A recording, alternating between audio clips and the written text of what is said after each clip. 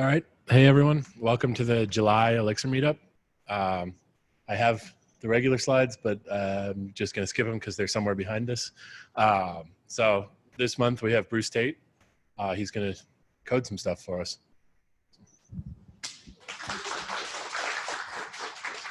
Can you guys hear me okay? We're recording though. Yeah, so it's pretty cool to come back to town. So last year I was here to talk about Gig City Elixir, the conference, and particularly what we were doing with our mentor groups. We have a program for women and minorities, and we were trying to give away some scholarships to the conference. But so I made a couple of invitations to come to the conference. And this year I came back and Ben was standing right outside the building with his Gig City Elixir. And I said, hey, guy, nice shirt. But it turns out that Steve had actually asked him to stand there in that shirt, and it wasn't just serendipity. So I felt a little crushed after that, but still, way to represent. So how many of you use Elixir in your day job? Okay, so a couple. What's this about? All right, that's pretty cool. Some Elixir is better than no Elixir, right? At least I think so. So one of the things that is happening is at Gig City Elixir last year, Chris McCord, who is the creator of this framework, basically the web framework for Elixir, came and gave a talk, and it was the first time that he'd actually demonstrated this this system called LiveView. And he basically described it as interactive development without JavaScript. But I want to reframe that a little bit in your head today. We're actually going to write some live code today. And we're going to spend some time thinking about this code in two ways. First, everything that we do is going to be related to a function that renders our web page, right? So the first concept is that every web page is a function. That's really simple, right? And that function operates, basically it's a function over state, right? The second thing, this is for very interactive web pages. So you can modify the state over very efficient mechanisms called Phoenix channels, right? So what we're going to do today is just write a little bit of code on the server side. We're not going to code any custom JavaScript. There's some JavaScript that's part of the framework. There's no custom JavaScript. And we're going to build something that works pretty interactively. Are there any decent people with CSS out there that I could lean on if I get myself into trouble? No? Okay. All right, so Flexbox, yes. Bootstrap, it's kind of like, there's that guitar shop that you went to as a kid, and there was always that person that would sit down and he'd crack his fingers and he'd start to play what? Stairway to Heaven, right? You knew you were really in trouble if somebody started to break out Freebird. You said, oh man, I'm not going to touch that guitar. Because it's like 20 minutes long, that song. Okay, so let's look at the demo. So I want to break any preconceptions that you have about LiveView, that LiveView is only for applications that only have to be a little bit interactive, right? So let's look at some of the things that I can do. So this is a thermostat. I can click plus. What's interesting about this thermostat is it has a bug in it, well, an intentional bug, where if I try to click plus past 75, it's going to crash, right? And so you see that what happens in LiveView is if there's a crash, it restarts in the last known good state. And that's actually one of the things that comes from the Erlang ecosystem, which Elixir is based on, called OTP. So it's actually a way of thinking about application development. Has anybody ever seen the movie, the IT, or the TV show, The IT Crowd? Steve, Ben, yeah. What's your name? Justin. So you know that there are two guys down in the basement, down in the dusty basement, that work technical support. And the whole show is them trying to figure out ways to say, did you try turning it off and on again, right? So, and that's basically the secret of OTP. Rather than trying to solve a problem, let it crash and start it in the last known good state. Boom, and we're running again, right? So let's do something that requires a little bit better performance. Remember, this is all rendered. So the badness is not sluggishness in the UI. I'm just terrible at this game, right? But the whole concept is that all of these keystrokes are happening on the browser. All of the model is being built on the server, and the performance is very, very good, right? And it's a beautiful model because what I'm doing is updating a model when I get an event, right? Like when the user presses the left key, change the direction to left, and then periodically update the game state by one click, and that's it, right? So the LiveView development model works really, really well. And you can see that some of the things that, some of the attributes make this work really well, even with super interactive types of applications. Okay, but we're not live coding, and you want to see Bruce Tate crash and burn, so let's live code. We're going to start with, so that I'm not installing the tool and getting the database off the ground, I'm going to go ahead and start with just the examples here as a template. But let's talk about the LiveView lifecycle. How many of you have used the Phoenix web server before? So a good chunk of you, right? So this is a web server in a functional language. So that means that that everything that we do is going to be a function, especially rendering a web page. And this is basically the endpoint, or you can think of it as the beginning point of any interaction. And in this case, it's a little bit difficult because a live view is not just one function, but it's a live page, right? But this is the entry point. So when something comes in, I am going to code a route that looks like this. And that means call the mount function on counter live. So let's flip over to the counter example. I always wanted to say counter example in this context. It's kind of fun. Okay, so we're going to go to the counter live, which is right here. How's the code size? Is that okay? Can you guys read it okay? Okay, so I want to point out a couple of things for this counter. The first is that, remember, what did we say about web pages in LiveView? They're functions, right?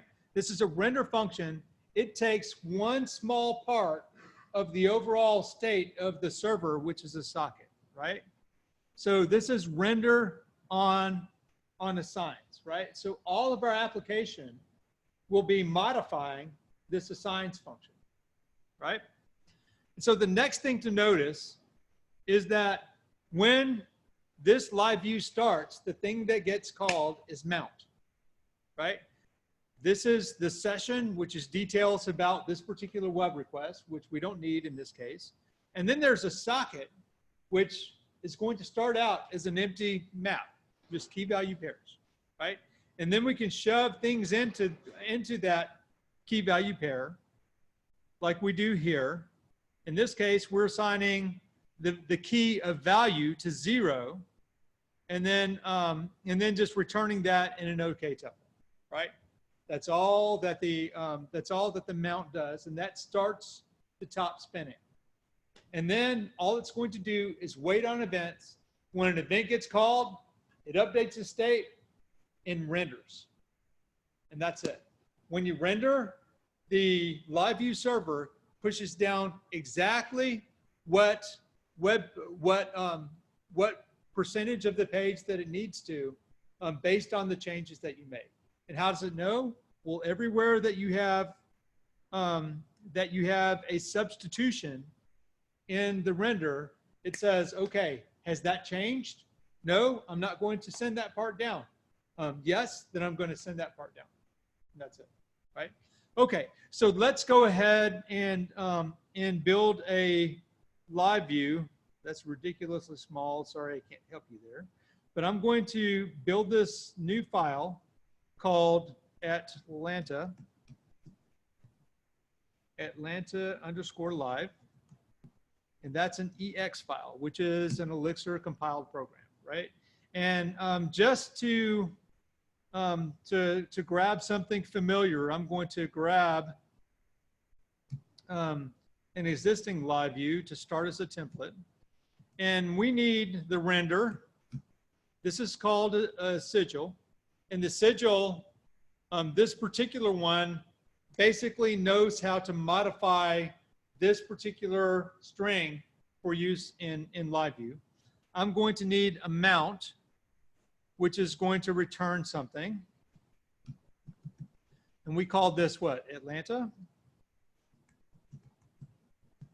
And I don't need anything to do with the calendar.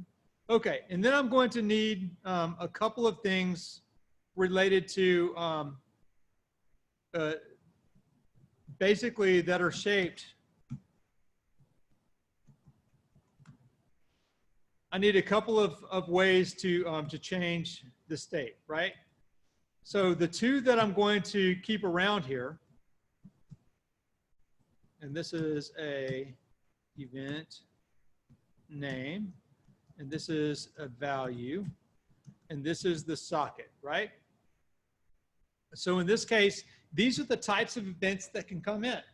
One is sent by OTP, which is Elixir's way of sending messages on the server side, right?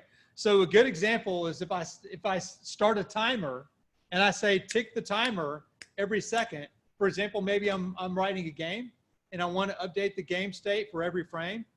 I would use handle info, right? If this event is coming from something that happens on the HTML page, that's going to come in as a handle event. Okay, so our flow looks like this. Something comes in first on the router, right? On the router, there is a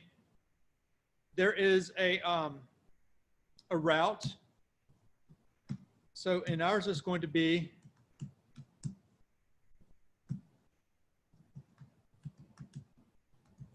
going to look like this, right? And then from the router, where does it go? It goes into this Atlanta Live, and which function gets called first? The mount, right? And then after the mount, it's going to wait on events, and it's going to jump into an event loop. And then, well, it's going to render, and then it'll jump into an event loop, right? So let's go ahead and put something in here. So let's say,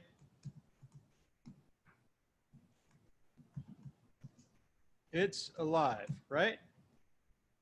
So, but this has to be an assign, and we're assigning what? And we're going to add a key to the socket, the message, and then the message is going to be it's alive, right?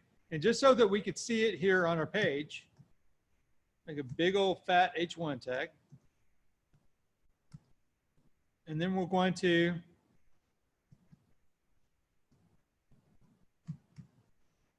okay, and we're going to add message. So this is shorthand for assigns.message, right?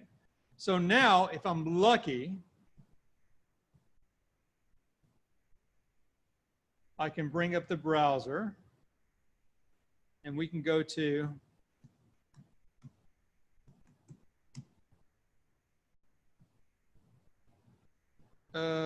compilation here, Atlanta Live. Where are we? Atlanta Live number 20. Can't invoke the remote function. Okay, let's see what's happening on line 20. Oh yeah, of course, right? So I was trying to save myself some time. Okay, good.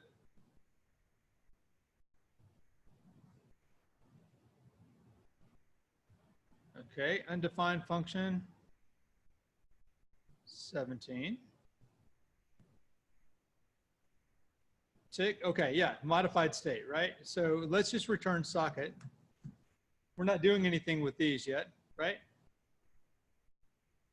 Hey, I'm going to make a lot of these mistakes tonight. You guys have to lean in and keep me honest, right? Okay, so we're live. No plus, gosh, tough crowd. Okay, so what we have is we've jumped in from the mount. And so often we jumped into the route. The route is, the first thing that it's doing is calling the mount. And all this is doing is basically assigning additional state to the message. It goes straight into render and then into a message. Right? So if you're building an application at this point, this is a great place to hard code some static state, right? And then, so like for my mentoring group, we're building a photo booth. And the thing that we're doing on the server side with LiveView is to actually receive photos that come in and accept and reject them, right? So what we do in this mount is we say, here's a photo list. And then we have just a bunch of hard-coded JPEGs, right? And these are the attributes. This thing is, has been just received. And then we slowly peel back the layers by replacing the scaffolded stuff in mount with actually working messaging, right? So this is a great way to work. So let's do something like that. Let's say, okay, let's start with a count. Let's start with a count of 0.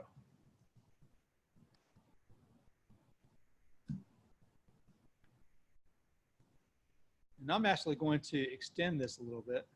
Well, let's do it this way. Okay, so we're going to call assign, and then we're going to wind up setting a number of different messages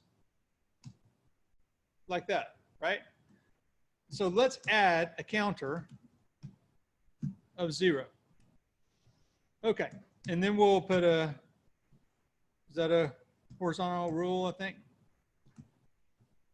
And then we want to display a counter, right?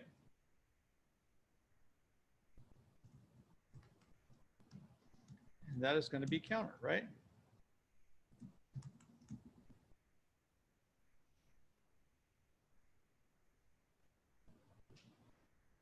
So why am I not getting, oh, there we go. Okay, so now the counter is up and its value is 0. And so if I'm building something with a relatively sophisticated model, I could blow out a static version of that model right there and then build my web page around that. And then slowly, bring the little individual elements of that model alive. In this case, we're going to work in the opposite direction. We're going to add a feature at a time. We're going to show you how links work. So we'll add a link, an inbound link. We'll show you how counter messages might work and how we might apply those to LiveView, right? Okay, so let's go ahead and give this counter some life. So what I'm going to do is look at, to pull up the counter example here, and we'll base our implementation roughly on that. Actually, we're going to base ours on we're going to base ours on the clock and basically tick our counter every second or so. Okay, so what we're doing here in this line of code is we're checking to see if we're connected. If we are, this is an Erlang module, and we're sending it a message to send a timer tick to this process every 1,000 milliseconds, which is every second, right? So we're going to grab this code.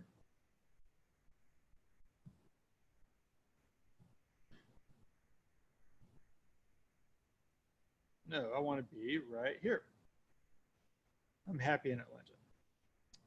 Okay, so I want to basically say if I'm connected, send a timer interval, and I'm going to send, this is the ID that I want to send the message to, and that's this process.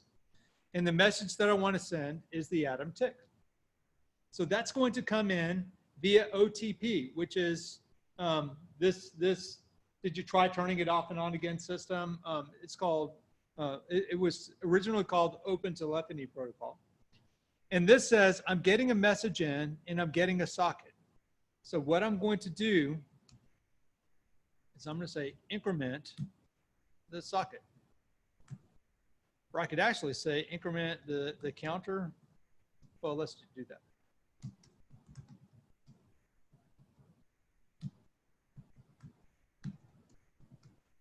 Okay, and so all I want to do is return the incremented, the socket with the incremented value. So I'm going to say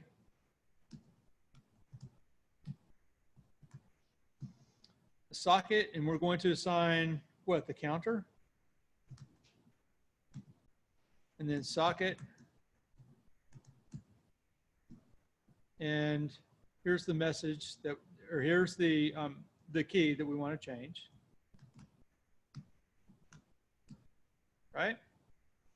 Okay, so let's see how we're looking here. And we're live, right? So notice what I didn't do there. I didn't change any kind of routes. I didn't have to worry about any kind of JavaScript. I was able to stay in the headspace only on the server, only in that live view.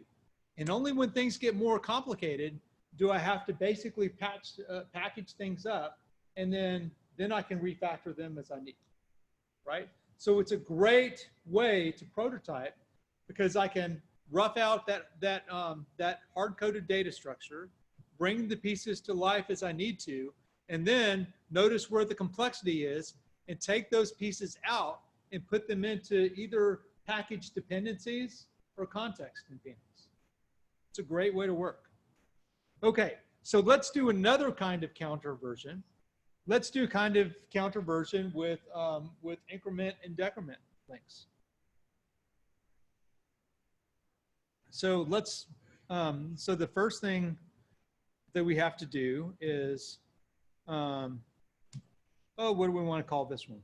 Let's call this,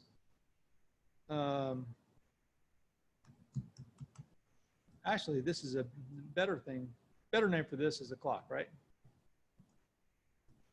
Right, so that's a clock. This is now a clock. And I need to call this a clock down here. In increment. And so in mount, I have to set my initial value. So I'm going to have a count of 0. And then, so I actually think I'm going to abstract this one.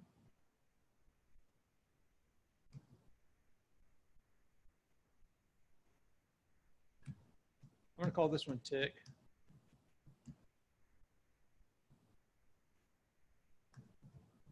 Then I'm going to call another one ink.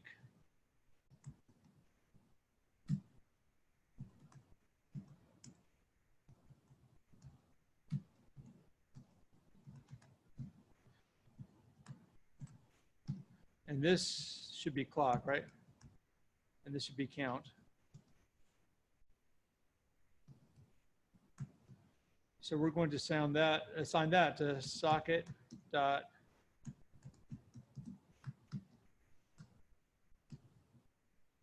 How does that look? Are we done? And then I need to basically set the value here.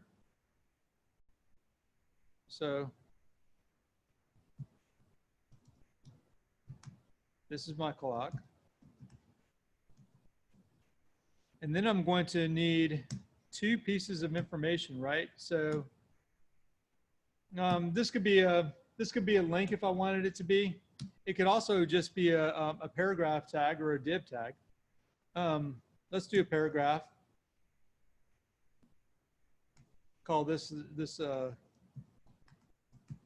my controls, right? And then we'll let's see where we are right now. So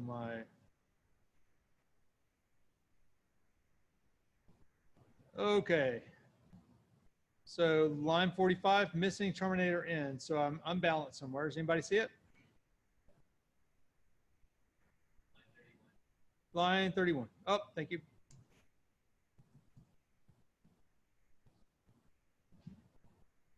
I'm going to turn this off because it's not recognizing my bottom screen.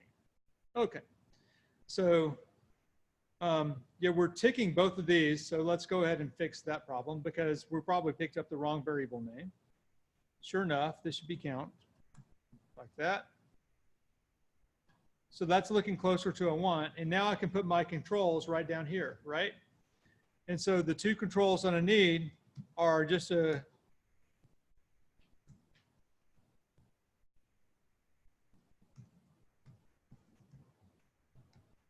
and let's just on the other side of this, but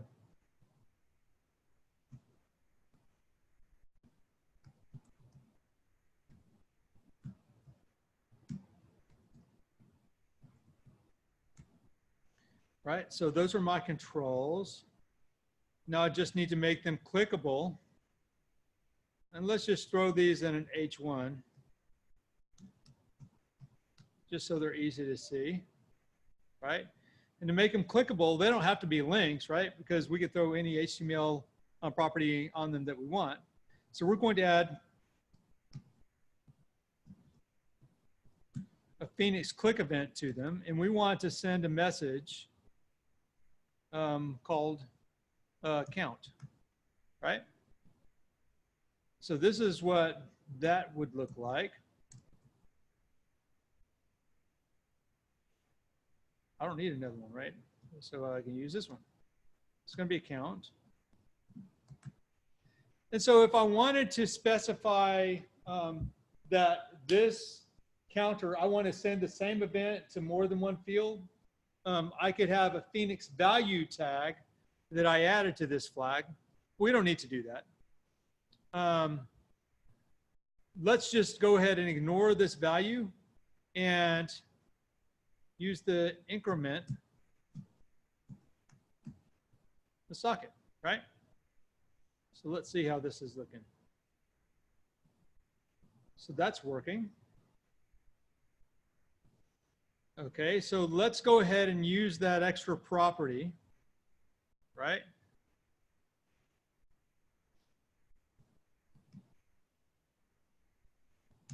So now let's go ahead and add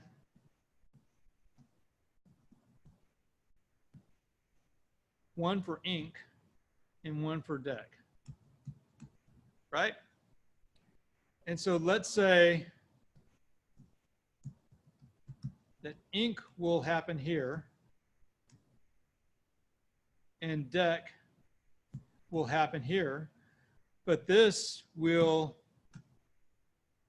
pass a value of -1 and this will pass a value of 1, right?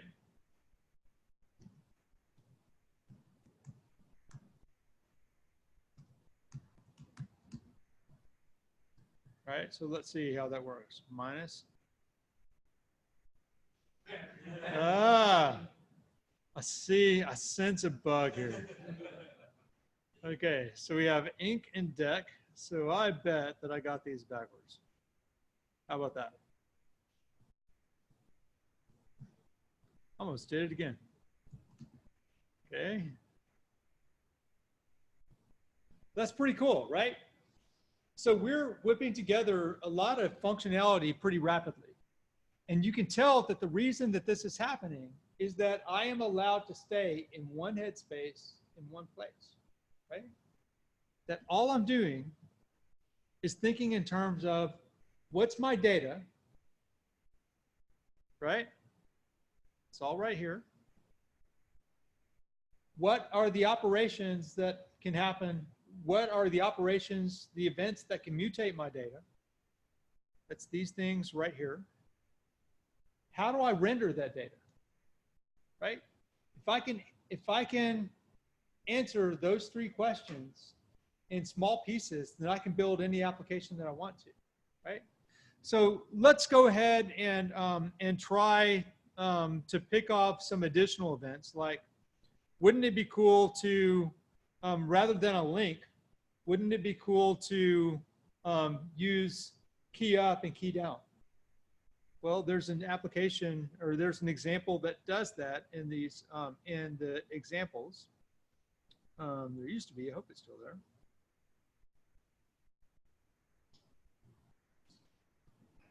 Anybody know what the key up and key down events are for LiveView? Let's find out. LiveView.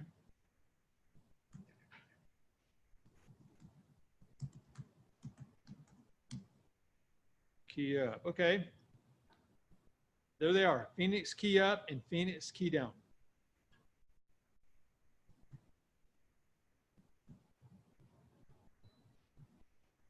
I think that's a pretty good clue, right?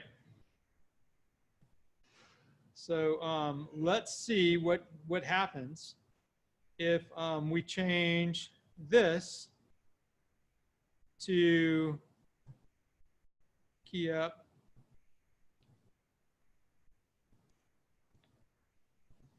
And the value is going to be the keystroke, right?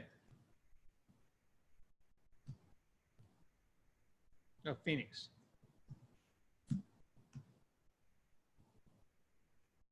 Okay, so let's see what happens. And so we're going to do a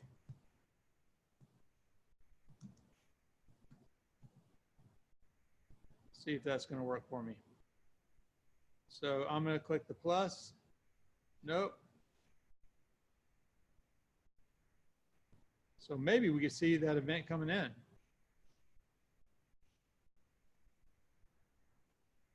Okay, so I'm not seeing anything come in. Anybody else? HTML, the attributes and the value. So like Phoenix click equals Phoenix key up. Oh, right. Good catch.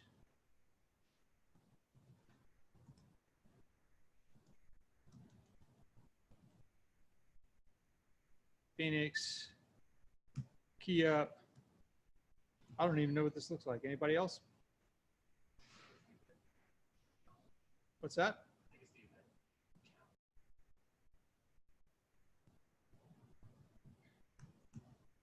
Let's see. And so key up for count. So the value we're going to pass. Let's see if this much works. So plus, am I getting anything in? Say one time.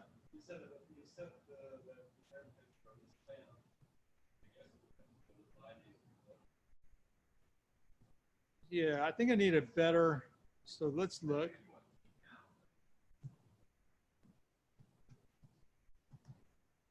They both work.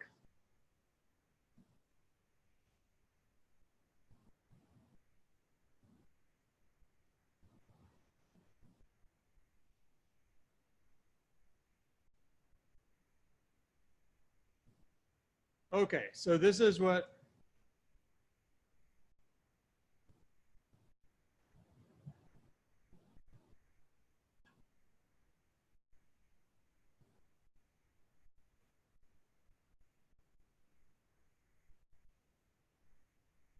Yeah, so there used to be a, there was a typewriting example. Ah, very good call. Snake. And let's see, so there should be an event. So we want handle event, right? Update settings, new game, key down. Okay, so there's key down, key up. So there's, and the key. Okay, so let's see what we can do with this.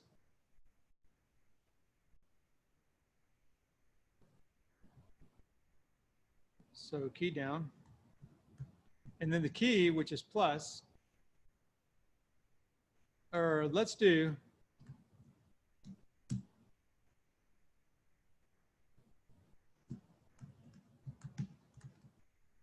okay, let's see if we can get anything there. So now if I hit any key, so I'm still not getting anything. So I'm not going to waste some time on this, but if anyone wants to look up, if they have their phone or something, they want to look up what the key up and the key down event might look like, we'll go ahead and plug it in. Right now, I'm going to go ahead and press forward a little bit. What I'd like to show you is what autocomplete might look like. So the example that we're going to take advantage of is this one right here.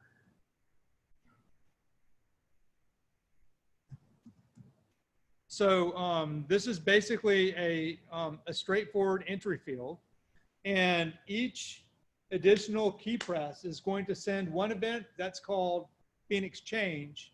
And then when you submit the field by pressing return or clicking the associated submit button in the form, that's going to send the submit event.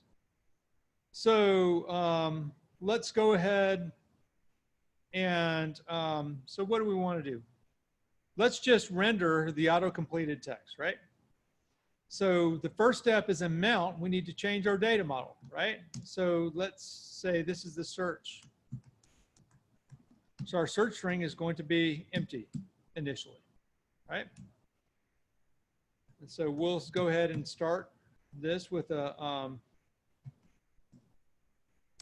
and then we'll go ahead and render our search string.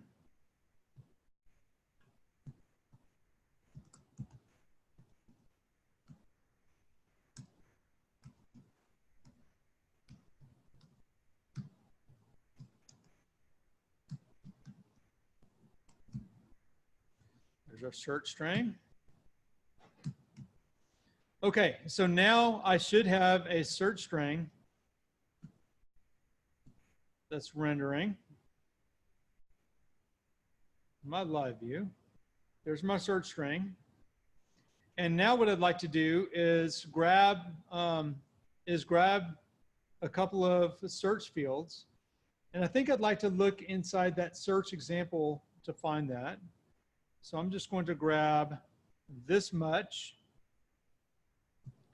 We'll throw most of that away.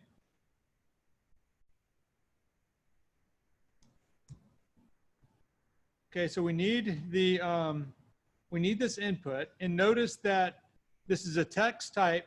Q is important to us because that will tell us that is the name that this search is going to come in on. I don't really need the list. I don't need the placeholder. And I don't need the read only, right? So one of the things that they did is if a change was in process, they could lock that to read only, right? And you can do that from one LiveView event to the next so that you don't have double submits and things like that. So we'll do that. We'll scratch the list. I don't need that. And then show results if at result. Yeah, we could use that. And then so we don't have a result now, but when we actually get a submit click, then we'll go ahead and fire that you fire that function. Okay, so notice that we have two supported attributes in the form. One is a Phoenix change, and this is what we're going to use to trigger our autocomplete. And the second one is Phoenix submit. Okay. So the Phoenix change, I'm going to basically build an inbound event.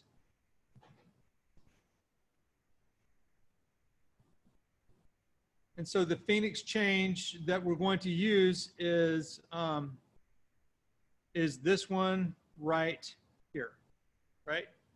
So it is the suggest string that we're looking for.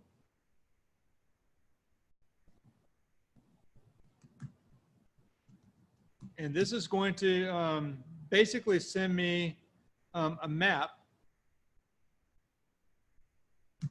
that I think it looks like this. We'll double check in a second. So Q, which is the name. Q is the name of my field right here. And value should be the search string that comes in. And all we have to do here is an assign of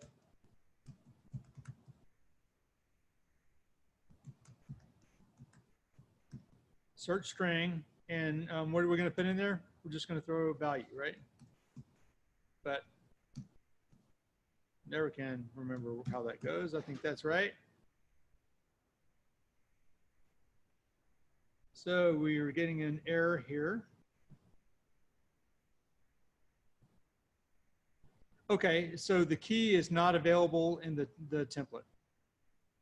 So that was set previously.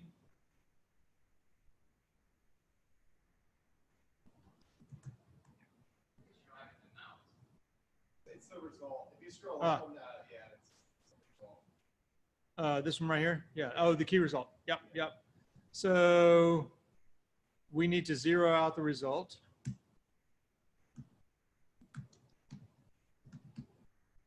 Like that. Let's see how we're doing here. And then we should be able to type, and there's autocomplete, right?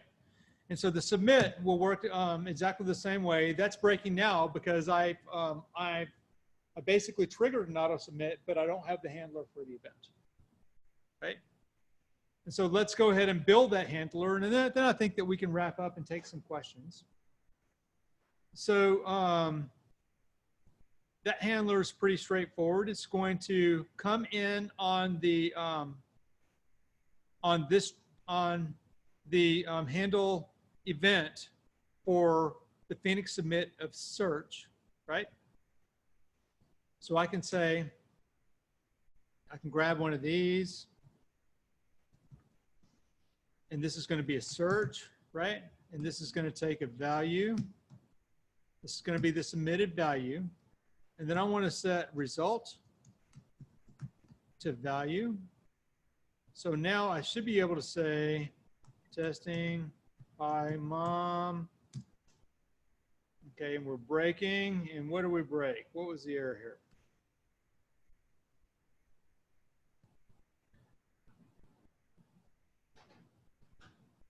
Oh, okay. So it's the fully submitted form. So I need to shape the form this way. I need to pattern match on the form.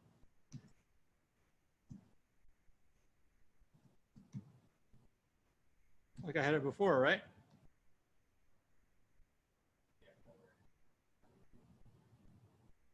What's that?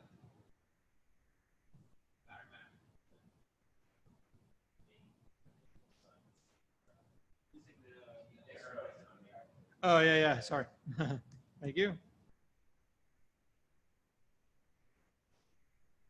Okay. And, oh, this one, that was way too easy.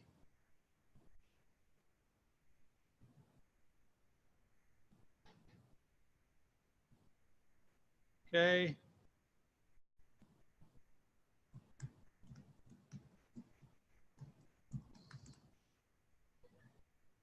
Nope. Okay, and there we go. Okay, so that's some pretty bold coding for a typical model view controller type setup, right? But it's not in this case because there are so many things that we didn't have to do. We didn't have to go through all the ceremony of matching the routers. We didn't have to go through all the ceremony of setting up two systems. We only set up the Elixir system. We were allowed to live in one headspace, one file. Then we could break down the problem one piece at a time, making, setting the data, enabling the feature, and then making the feature live, right? And so if I wanted to, my next step would be to look at these features that I've implemented and extract those to a dependency or to a Phoenix context, turn them off to the race. So I didn't cover a couple of things that you should be interested, that you should be aware of. The first one is this isn't the right solution for every problem. You've seen today that we can push it further than you might think you might push a solution on, right? But it doesn't do things like detach systems, and it doesn't do super low latency situations very well, right? But what it does do is allow you to build 80 to 90% of the super interactive pages that you have to build every day. Login, validation, editors, maps, all these kinds of things can be done in a pretty straightforward way with things like that. Okay? So the other thing that I didn't show you today is that so the same publish subscribe system that works with me sends in to those OTP events that you saw. So it's easy to send events from one LiveView to another. Right? And I'm ready to take some questions. Yeah. So what's the testing story like with LiveView? They're still working it out. So the question is, what's the testing story for LiveView? And the answer is that they're still working it out. There is a test setup that Chris has basically built. That's like an integration test story, right? So I would say that the story is pretty good from two perspectives. One, the integration test will allow basically the flow of the application to trigger different aspects of it. And but the second thing that's really cool is that the way that you typically build OTP applications is supremely testable, right? So that I can easily separate my pure from my impure. I can have this boundary layer, which is mostly sitting in the LiveView and with my database components. And I could also have the pure code that's easy to test with the property-based testing. Right? So that's a great question. I want to point out one more thing. So one of the things that I really like to do with LiveView is to build an OTP layer that exposes my attributes, and I work with basically pretty simple persistence that way. Right? Does that make sense? So basically, I am working on just a straight OTP model, right? And then once I get that base down, then I can put the database behind it. I save a ton of time working out what the entities look like instead of chasing all that with migrations. Great question. Another question. Yeah. Okay. So how would you use LiveView in the context of a larger application? Is that the idea that would be like a subcomponent of the page versus like the entire page versus the entire application that is all stateful and you have multiple tabs and everything is inside LiveView? Yeah. So there's a little bit of a like a wild looking eye. What's your name? Vice. So Vice has a little bit of a wild look, saying, "Holy crap, that's one tangled ball of mud." But it just starts that way. So let me show you an example. This is the user LiveView. It's one of the examples, and you can see that there are views underneath this, right? well, you can't see, but you'll have to trust me. I see it's I'll click on indented. the edit, right? So this is the edit live view. Here's the index live view. And you'll notice that the render isn't all listed here, right? It actually goes out to another template, the index template, right? So the nice thing about this is that you can start here and iterate rapidly here and then slowly extract the complexity as you need it. But is the idea that you would build like the entire application using LiveView, or that it would just be contained to a certain screen or a part of the screen? Or, well, or maybe that hasn't been worked out yet, like since it's a new thing and nobody really knows. Do you want the official party line, or do you want Bruce Tate's line? Both. Okay, so the official party line is, this isn't the right way to do everything, right? So the Bruce Tate line, which actually comes from the James Gray line, who we recently wrote a book together called Designing Elixir Systems with OTP. James says the day of the request response batch application is over. We are in the age of one-page apps. People expect it, right? And you can imagine building it in this way, 5 to 10 times faster. It just is, right? This is the way. I'm not sure if it's going to always happen in Elixir, but I know whether or not you're good at JavaScript, whether or not you're dealing with skills issues, I know that dealing in one headspace is better than dealing with 2, 3, 4. It's just way better. So yeah, I think it's all going this way. I think that in some ways, Phoenix did us a bit of a disservice by slowing us down. Basically, Phoenix allowed us to bring along a larger community sooner, but at the cost of shaping that solution the way that we were used to shaping web solutions. So yeah, I think this is where we're going. I think it's brilliant. I think that this is the future for Elixir. I think that this is the future for web programming. Thank you. Sure. Question with that. What does what does your layout look like if you're going to deploy this application as like a Lambda function or some sort of serverless? Where's function? the layout live? Well, in this, let's take a look at one of these. I think that Snake has its own explicit layout. Oh, this is cool, right? After looking at that game, you know exactly what this is, right? That's really cool, right? And so in terms of the layout,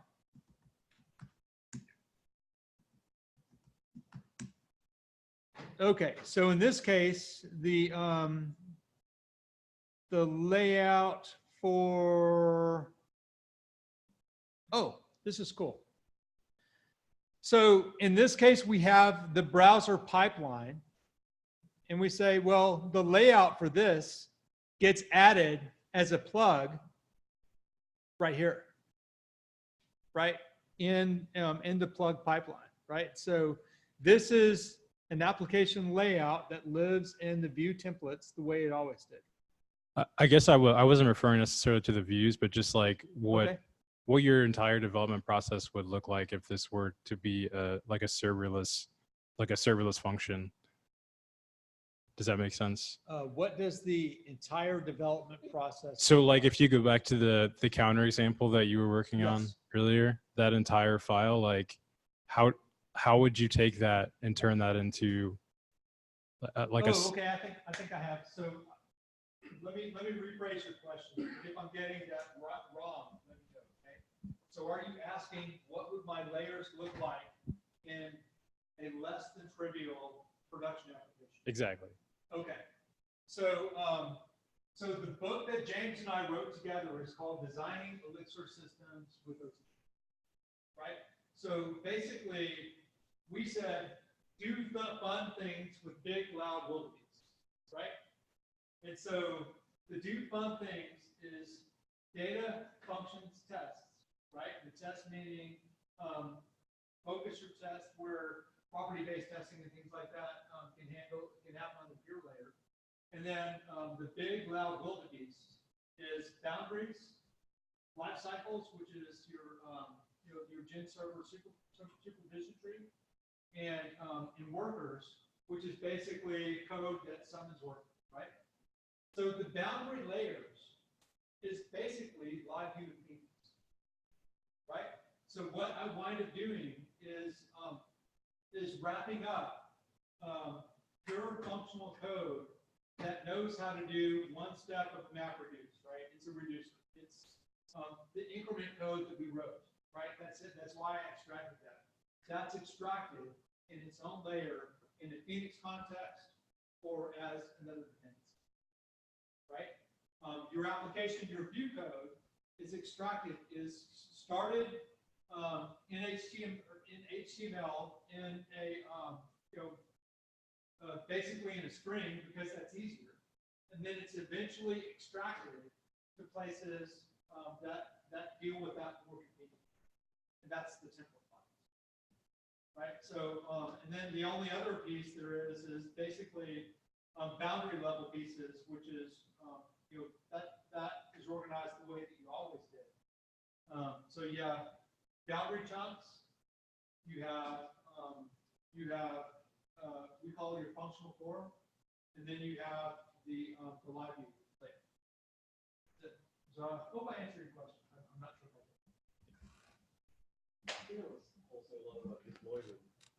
What's that?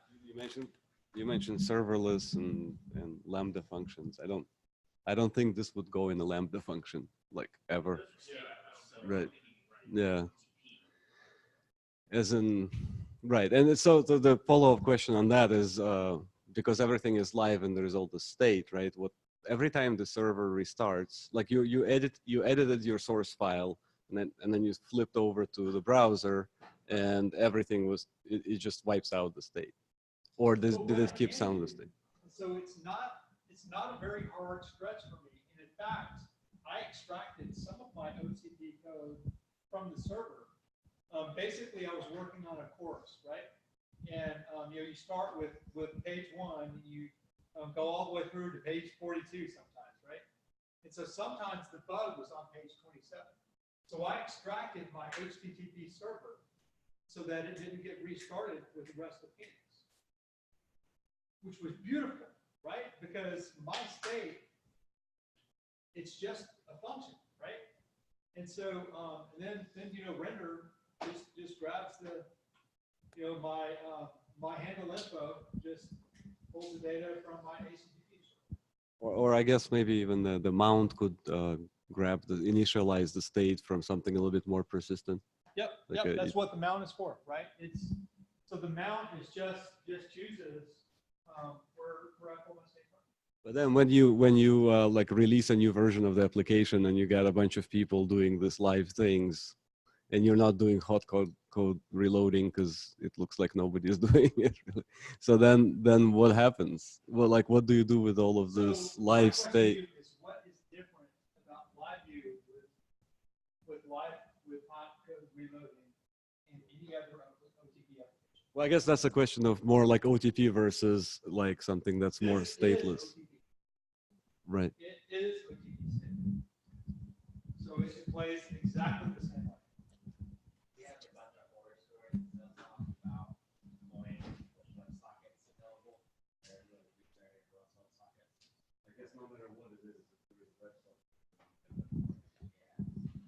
It's the same, right? They have JavaScript. So I've got an application. So I've got an application in production right now that uses WebSockets, and when somebody joins, we just go to a persistent layer for the topic that they're joining on and get them the correct information from a different layer. You don't have, like, you can have persistence layers that are more persistent than your web server. You can go to a database. You can have a caching layer. You could use, I don't know, Redis. I mean, you just if you have data that's important to stay around, if your server crashes, don't put it on your server. Yeah, So one of and the just go things get that- it. One of, You know? one of the things that I can have here is, so what I do have is, in my Groxio stuff, it is, you might have lesson column, and then look up the lesson for the user, right? That's a gem server. That can live anywhere that you want it to. If you can't do live reloading with that, you can't do live reloading, right? It is a base, stateful, a gem state. Yeah. Could be a database, could be, I don't know, Redis, whatever. When somebody joins, Right. How do you, the question is how do you persist it, right? Like at what point? Because if it's a kind of a stateless thing, and you have your submit buttons, right? And then like there's like clear breakpoints where you could persist something, versus if it's live, let's say you have a form with like a bunch of fields and you're right. the difference is this is going to your server. There's no separate layer from the part of your system. So this is going to your server, right? So LiveView is communicating directly with your server all the time. Right. Right. And your server is the thing that talks to all of your persistence things, right? Right. And this is a WebSocket. It's a two-way communication. So if your server restarts or if somebody disconnects and then they reconnect, you've got a join event.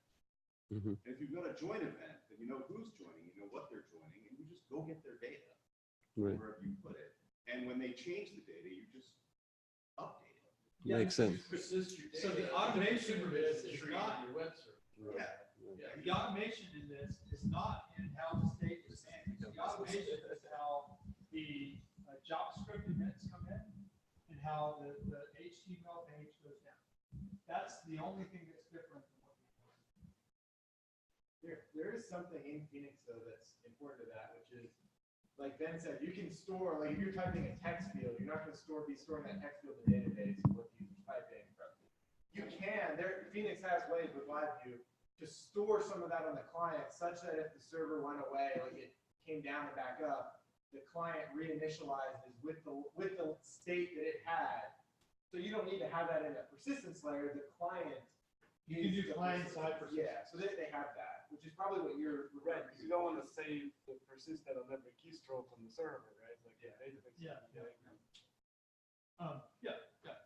So anyway, I hope this was useful. It's just, it represented a different way of thinking for me. And I also hope that you'll come to Gig City Elixir, where we have the creator of LiveView. He only lives like a 5 or 6 hour drive away, one short plane ride away. He's going to be here. And we also have the whole nerds team coming. It's a great resource for us. I hope you get to make it. Thank you so much.